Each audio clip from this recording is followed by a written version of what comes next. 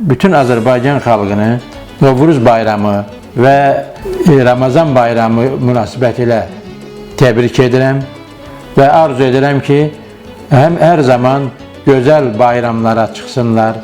Bu bayramda demək olar ki, Novruz bayramı və Ramazan bayramı çox bir xoş təsadüfdür ki, eyni bir tarixlərdə qeyd olunur.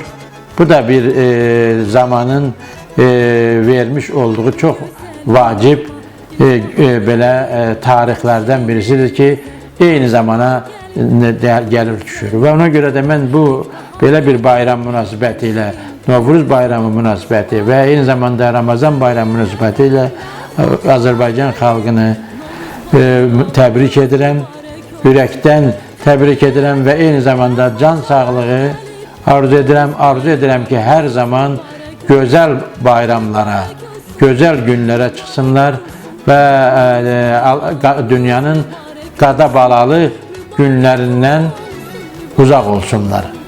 Xoş arzularımı bildirirəm. Bilirsiniz, yəni bu bayramlar bizim üçün çox önəmlidir.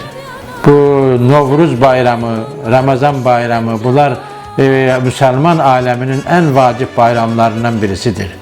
Novruz bayramı dünyada həyatın yenidən canlanması, təbiətin yenidən canlanması, qanın yenidən qaynaması və odumuzun, alovumuzun yenidən gürlanması, yanması, enerjimizin dünya enerjisinə qarışması və təbiətin demək olar ki, yenidən gəlişinin canlanmasının bir simvoludur bizim demək olar ki, bayramımız.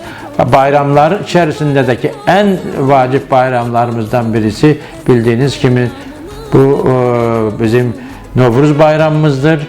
Novruz bayramı bütün təbiət canlanır, bütün nəfəslər yenilənir.